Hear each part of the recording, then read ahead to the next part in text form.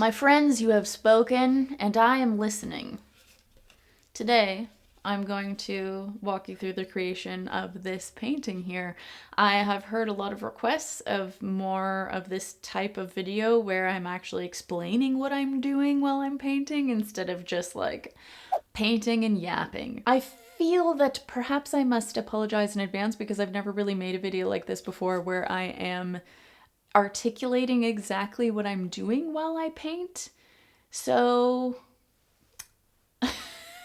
and with that being said, perhaps you'd like to make yourself a cup of tea and get comfortable, because we're gonna get some painting done today.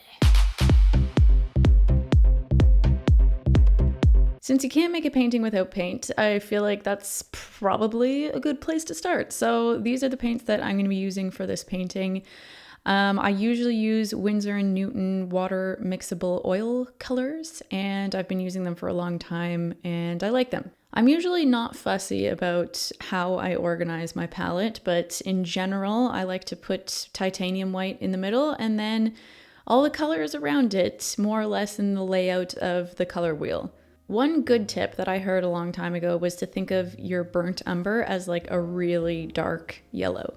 Linseed oil is my medium of choice for thinning out my oil paints, and I also like to apply a thin layer of it on the canvas before I even start painting.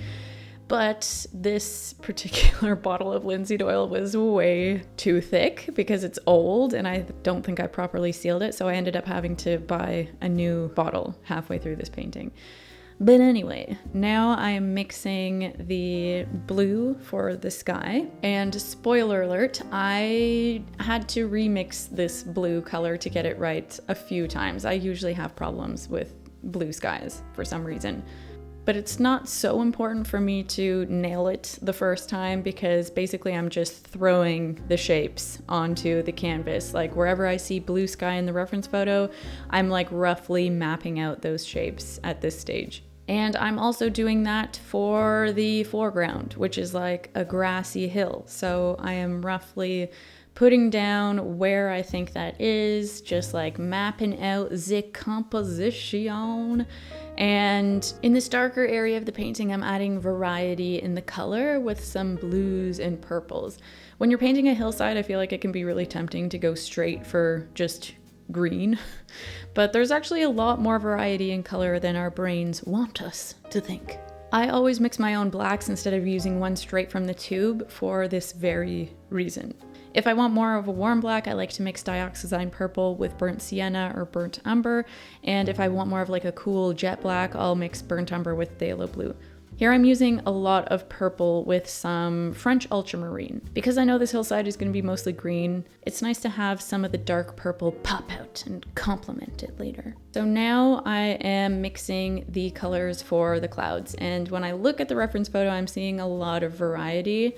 Particularly these kind of like warm goldeny kind of colors, and then also some like soft pastel kind of purpley colors, and I'm basically just trying to look at the reference photo and color match. And now I'm just blocking in the general shapes, and I'm kind of starting with more of like the lighter shapes in mid-tones, not going straight for the dark just yet. Here I'm painting the lightest lights, which I will brighten up later. And when I see like some parts that are a little more saturated, I'm adding that in right now. But honestly, this is just a matter of just getting the overall picture down. Like I'm not worrying so much about details. It's just like, you know, where is this shadow going? And where is this really light part of the cloud going? That's pretty much all I'm concerned about at this point. And as I work through the painting, I'm always editing. I'm editing. I rarely ever get it right the first time in terms of color and value.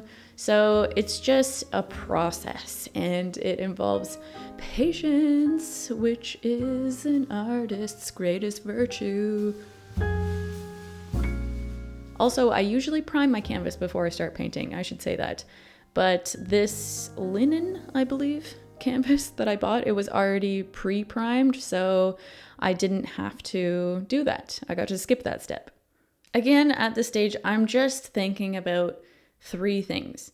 Composition, so where the shapes are going, value, where are the darkest and lightest parts of the painting, and general color. By the way, I have the reference photo up on my laptop beside me, and I'm constantly looking between the image and the canvas and just trying to map it out as accurately as I can.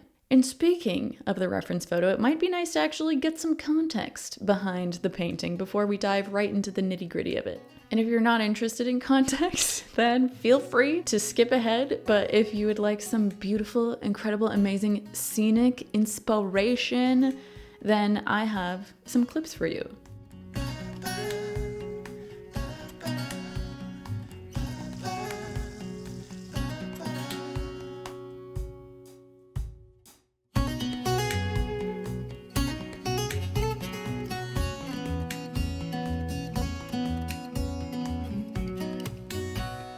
I recently left my apartment in Vienna to go on a weekend trip in Lower Austria in the region of Wachau, and I am so happy that I brought my camera because I couldn't put it down the whole time I was there. It was just the dreamiest place. It's right along the Danube River, so you can swim, and the views are terrific. And it was the height of apricot season, a fruit in which the region is famous for. So we enjoyed many apricot desserts like Marillenknödel and Eismarillenknödel. And honestly, I was so close to painting a still life of an apricot dumpling. That was until the sun started setting and this giant cumulonimbus cloud appeared over a nearby hill, and I couldn't resist. So here we are. The allure of a big, juicy cloud is something I cannot ignore. So now I am finishing basically blocking in all of the colors, roughly. Like I said, I usually don't get the colors perfect the first time, but that's not so important. I just want to put all of the shapes in so I can see the image before I start getting more technical with it. I know that some people do like a monochromatic underpainting, which I respect, and I've done that before, but sometimes I'm just too impatient and I don't want to paint the painting twice. I just want to get straight on into it. I'm starting to kind of get the background clouds in check. And by that I mean like blending out the edges. The background clouds are not as structured, they're more like wispy. So that's what I'm going for here. And I do that by kind of like laying down the bright color and then blending it out. Blending it out. I also want to say that I love watching art videos where you can hear the background, like you can hear the brush on the canvas. That's really nice, but I couldn't do that in this video, you guys, because there is so much construction happening outside of the studio that this is what you would be hearing.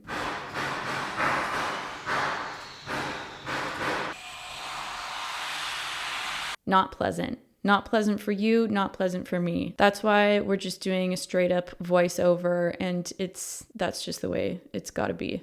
So now we're getting more into the details. We're also putting down the initial stroke, boom, blending out the edges. Put down an initial stroke and blend out the edges. You will see that a lot in this painting. At first, I'm not doing so much blending. It's just like putting the paint on the canvas. But what's lovely about oil is that since it doesn't dry so quickly, you can kind of like blend it out later. What a wonderful thing that is. Now things are starting to take shape.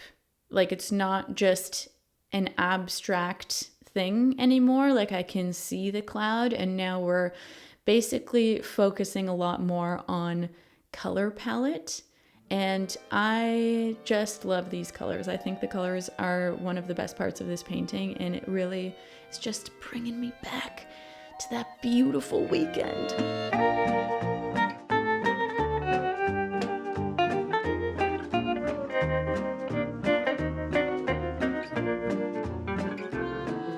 I was actually visiting Wachau to celebrate a friend's birthday, and it was a lot of fun. But these social gatherings are definitely more of a challenge for me these days since my German is still ziemlich schlecht. I hate asking people to switch to English, and I would love it if I could contribute to the conversation in the native tongue. I feel like that would be a really great way to connect with others, immerse myself in the Austrian culture, and not feel like a big idiot. That's why I'm taking all the help I can get. And with that, please allow me to introduce to you the sponsor of today's video, Rosetta Stone.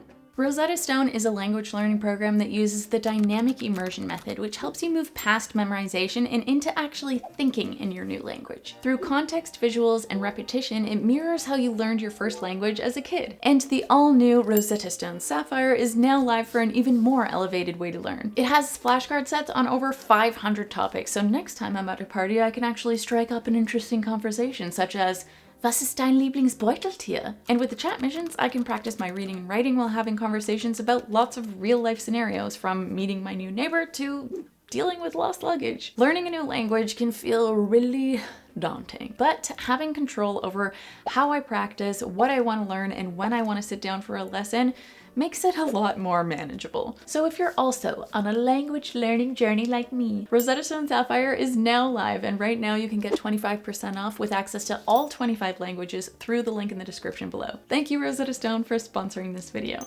So it is safe to say that at this point in the painting, we're getting into the details. The shape, the whole cloud is there. We can see the cloud, and now it's time to get the details in so that it is looking crisp and fluffy. And in order to do that, I'm basically starting with more or less like correcting the colors, and I've broken out my little brush. At the beginning of the painting, we're using more of a bigger brush, you know, we're going for broad strokes, and as we move forward, as we're going into details, I get that tiny brush out and we get some sharper lines, and mama likey.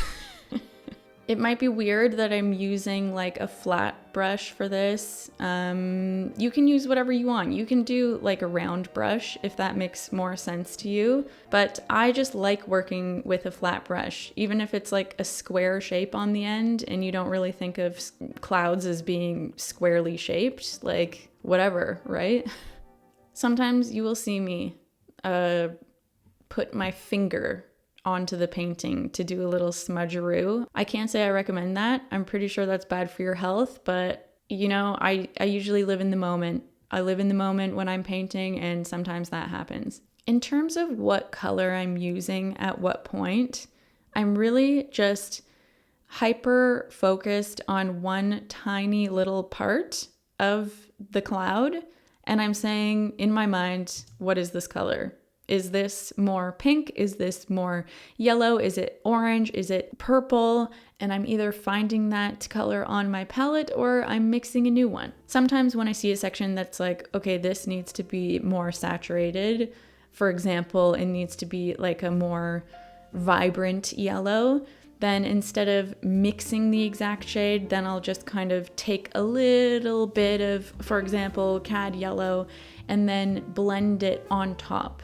Or even thin it down with a little bit of linseed and do more of like a wash on top. And my fave part is adding the highlights. If you paint, you already know that the highlights are like the best part of the painting, because that's when things really start glowing. And especially with this subject matter, a big juicy cloud, we want that baby to glow. But I'm more or less building. I'm not going straight for the final highlight color from the get-go. I'm building up to it. I'm layering the lighter ones on top as I go.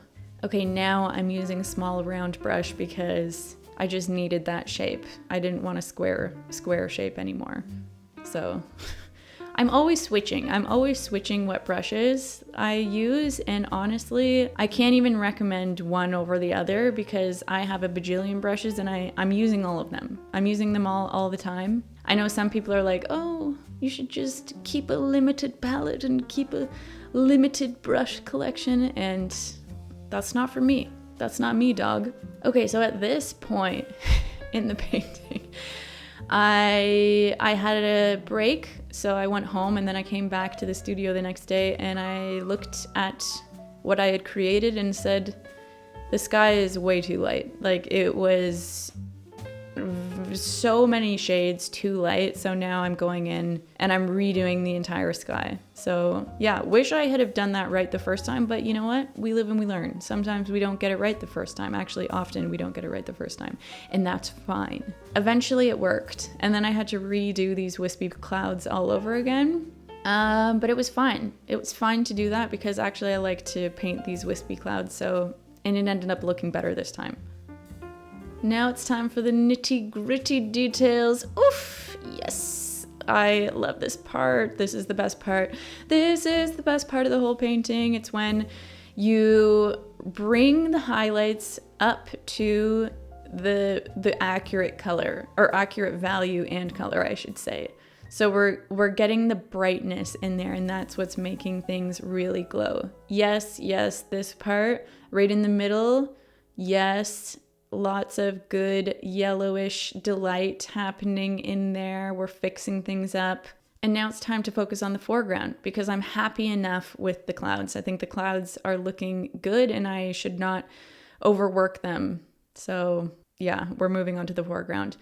And with the foreground, I don't want to get so detailed with it because I want the main event to be the clouds. So we're not going to just like go ham on the details. We're suggesting here. But you can do a lot with suggesting, I think. This little technique with just plop, plop, plop, you know, bada boom, bada bing, you got a bush. Just like that. I gotta say, I used to think that buying green paint was a little bit stupid because I was like, you can just mix your own green so easily with blue and yellow, right? But then I bought permanent sap green and wow, I changed my mind. I was proven wrong. I love this permanent sap green now when in any kind of landscape painting is my go-to green. I just love it. It looks so nice when it's applied straight to the canvas from the tube. It's really dark and rich, and then you can mix it with a lemon yellow and get this really vibrant green. You can mix it with like an ochre and it be like a lot more like olivey. Oh, okay, guys, just if you're gonna buy green, that's my recommendation. Try the permanent sap green. I don't think you will regret it. I didn't. Next, I'm painting some shadows on the ground and I'm deciding where the bushes are gonna go. There's bushes in the reference photo, didn't particularly love where they were, so I'm putting them where I want. Artistic freedom, okay? And here I'm using more of like a hog hair brush, something a little bristly, a little stiffer. And I like to use that for bushes. Yeah, this is a very old brush, very old, but she's a beaut. And with the bushes, I start dark and then I'm working lighter. I'm putting then a mid-tone, then a highlight. And just like that, I've suggested a bush. Now I am suggesting some grass. I'm doing a lot of suggesting. I suggest, speaking of which, that you like this video and subscribe to my channel if you like the video. Oop, now I'm doing something in the ultra foreground, even before the hill, because it was a little bit boring and I wanted some more green. And now I'm using a palette knife to get those really dark spots in, because I think it makes things darker when you use a palette knife. And now I'm signing it because I'm satisfied enough. And now here's the final reveal.